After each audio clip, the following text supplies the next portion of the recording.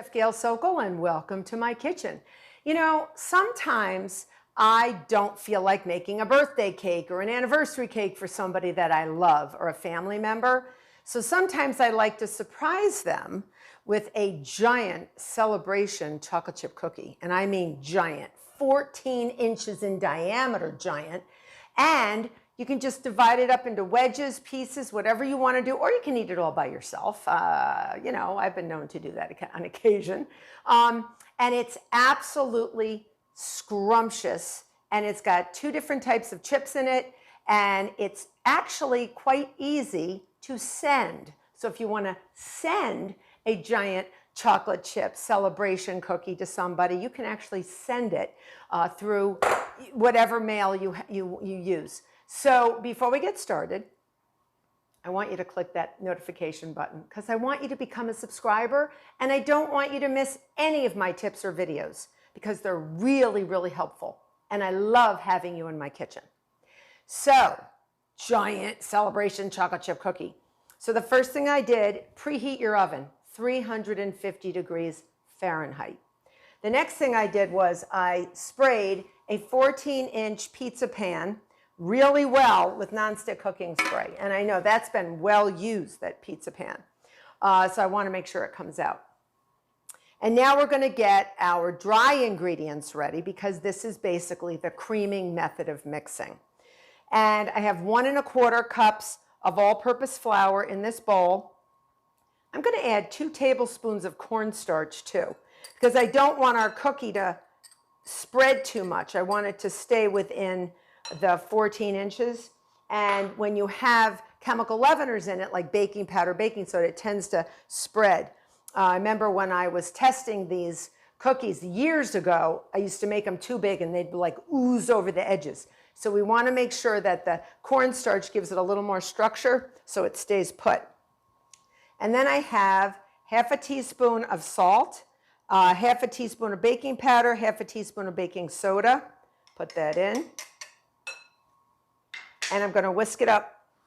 You really want to make sure you do this really, really well because you don't want any little clumps of chemical leavener to not get mixed in because the cookie won't rise properly or bake properly. And this goes for any type of, you know, cake recipe that uses the creaming method or cookie recipe. All right, I'll let that go. And now in my electric mixer, I'm going to put 1 stick and 2 tablespoons of unsalted butter that's been softened. It's really nice and soft. It really is. You can do it in the microwave, or you can do it and just leave it out at room temperature for a while. Just make sure the microwave doesn't melt it. Here I have 1/2 cup plus 2 tablespoons of dark brown sugar and 1/4 cup and 2 tablespoons of granulated sugar. And I love the dark brown sugar because it has a lot of molasses in it, has a nice sort of a molasses nutty flavor. So I'm going to put my paddle attachment on for the creaming method, and I'm going to get that going till it's a little slightly light and fluffy. It's not going to get super light because there's not a huge amount of butter to the ratio butter and sugar. So we're going to let that go until the butter gets a little lighter in color. We know it's been aerated. Those air bubbles that form in the sugar and the butter are going to work together, sort of like a football team, with our chemical leaveners in our dry ingredients to help our cookie rise and become as big and as celebratory as we can get. All right, so I have 1 large egg that I cracked in another cup. Don't crack it directly in your bowl because you'll end up with crunchies, and they're not good crunchies. So I'm going to let that go for a minute, and a teaspoon of pure vanilla extract, which I'm going to add right into the egg. And I'm going to let that go for a minute. I'm going to grab a spoon so I can put my dry ingredients in. Now I'm going to add my egg and my vanilla, and I'm going to let that come together. And then on low speed, don't do this on medium like I have it now, I really want to add my dry ingredients on low speed. This comes together super, super fast. All right. So, and it looks really nice. So on low speed, I'm just going to add my dry ingredients, which I whisked up really well. All right. And this is going to form a pretty thick batter. So we're not going to add, it's a chocolate chip cookie after all. We're not going to add our chocolate chips right now, because otherwise you're going to hear ka-thunk, ka-thunk, ka-thunk. And I would rather fold them in with a rubber spatula, and that's what we're going to do. All right? Sometimes it sounds like, you know, you're being bombarded by acorns or something in your house when these chips go in. They're really crazy noisy. All right. Get that in there.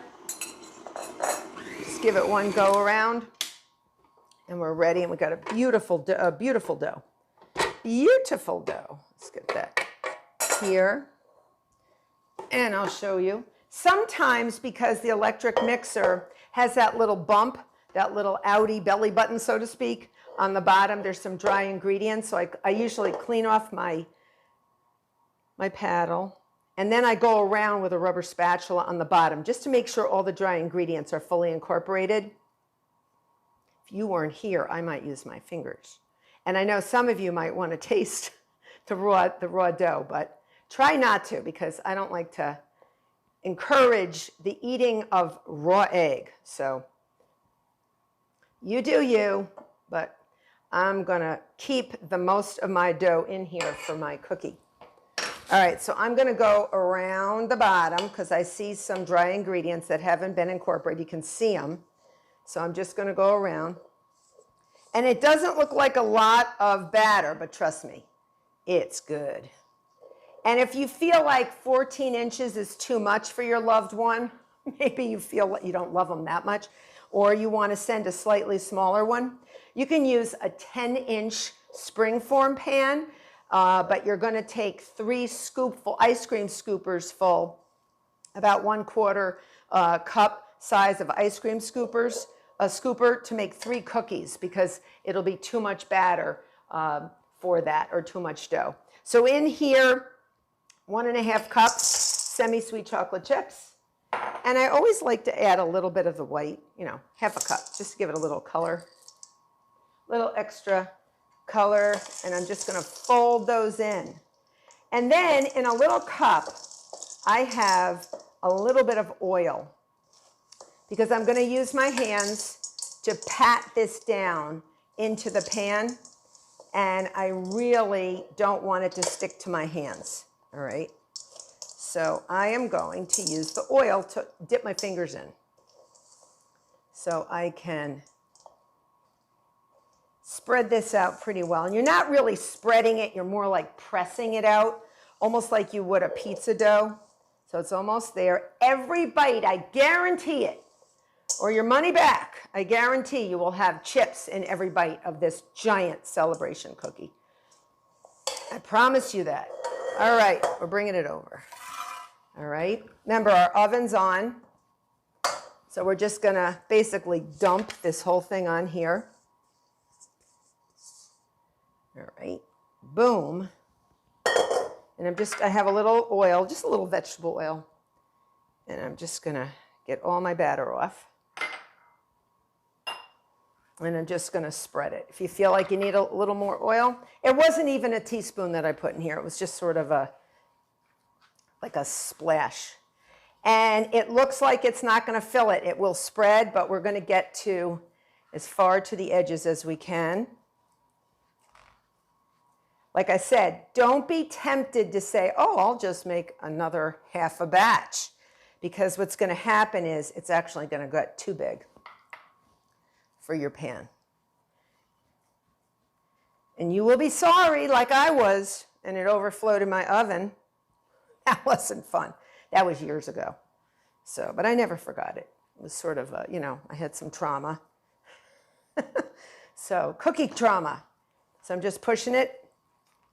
And you can feel with your hands, because you don't want it super thick in any one place. You just are going to evenly blend it. If you see one area's got a little too much, sort of mush it over, okay? Mush it over, that's a verb, to mush, to mush. And then you can just sort of bring it over. Use your palm, use your palms. All right, it's coming. It's coming. And it doesn't bake long. So usually 23, 25 minutes, you want to get the color on it.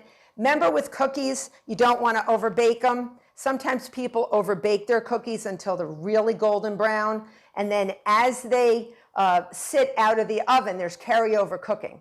So they end up getting hard as they cool. And we don't want that. We do want this cookie to be firmer than most because we are going to be taking out of this pan and we will want it to come out of the pan. So it's got to have some structure to it. So we don't want it too soft and gooey. All right, so I got most of the edges and I'm just pushing around here. And it will spread a little more. So don't fear if it doesn't get all the way to the edge. It will be spreading. All right, so I have a little bit of just really flaky sea salt that I sort of like to put on the top. And I'm just going to sprinkle it on. And then we're going to decorate this cookie with some royal icing. If you want to do buttercream, you can. But if you're going to send it through the mail, you're going to want royal icing. All right. So I'm going to put this in the oven for about 23 to 25 minutes. All ovens are different, so you may need a few minutes more, a few minutes less, 350 degrees, and I'll see you back. My giant chocolate chip cookie, celebration cookie that is, came out of the oven. It's beautiful, and I needed to watch it because sometimes my oven runs hot.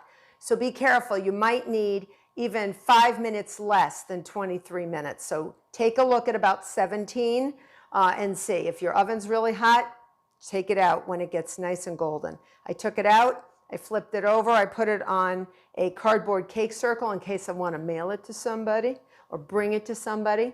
And I think I'm going to do an outside rim of rosettes. So I'm going to start with rosettes. This is royal icing, so it's going to dry hard and firm. You've seen me make royal icing. I put it on gingerbread cookies. You put it on wedding cakes.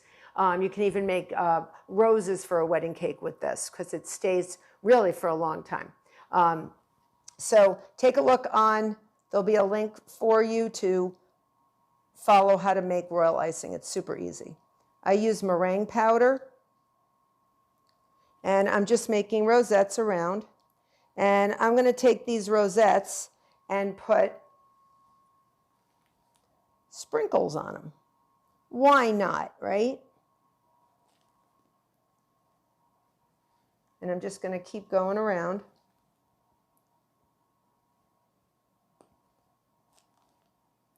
And I also took a twist tie and I put it on the top so it can't back up, if you notice. All right. And before it dries, I'm going to put some sprinkles on top. Why not? We want it festive. And I have mailed these. And sometimes my mail service doesn't want to mail it. They're like, who is this for? Can I try a piece? And I'm like, no. And they'll wrap it for you and everything. So we got to make it, folks. We got to make it to the other side. So this is the end stretch now. All right. And this is what happens sometimes. You have to really push it. And I think we'll make it. One more big one. Yeah. Okay. Now, before it dries, I'm going to put some sprinkles on it all the way around. And you know what? I'm just going to make a generic celebration cake. So I'm just going to say happy birthday. But you can say anything you want. It could be a graduation. It could be anniversary. It could be birthday. It could be anything you want. Could even be Easter. It could be anything. Celebration is a celebration, or just because. Why not just because? And it just looks so pretty. And then your loved one just gets this beautiful, beautiful, beautiful cookie. Big, giant ass cookie. Big.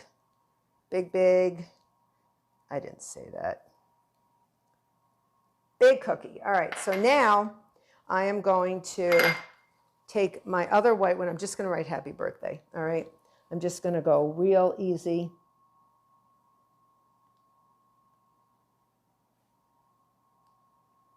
Okay, very simple. And maybe put a little purple over it. So you do what you want. You can do it in cursive. This is so big that I basically want sort of block letters. But you do what you want. Happy. I got to get that B in there. This is a long word, folks. I'm getting worried. But it's a big cookie. So I'm just going to do a little R. Don't forget to dot the T. Dot the I. Birth. Do you ever pipe something out? I did that once. And the word is wrong. You spelled it wrong. I did that on my DVD when we were taping it. We had to redo it. It happens. Everyone's, you know, a little excited. And I think I spelled something like chocolate instead of chocolate. But chocolate is chocolate. So I'm just going to go down just like the other Y. And then I'm going to take my other purple, and I'm just going to go over. All right, I'm just going to go over it on the side so it sort of highlights it. Just sort of highlights it. See how pretty that looks? Just sort of highlights. Who doesn't like highlights? Right? Just nice. And I'm just going to follow it. Now, you don't have to refrigerate this, okay? But you can, like I said, keep it, send it, do whatever you want with it, eat it, enjoy it. It's so good. And it has this gorgeous, delicious, one of the best chocolate chip cookies you'll ever have. So it's not just, you know, it's not just looks. It's substance inside. Okay? This is a nice cookie. Big cookie. I like a big cookie. This is huge. So this should feed quite a few people if you choose to share, but that's up to you. And you could cut it into wedges like you would a pizza, or you could just break it up. Go crazy, do whatever you want. Do whatever you want. I'm just going around and around and around. Ooh. And royal icing will dry really hard. So make sure I did that there. I better do that up here. So I want to mimic everything that I did up there. Okay. So nice. I'm just going to get the H. And then sometimes you get a pastry bag and you're like, keep going, keep going.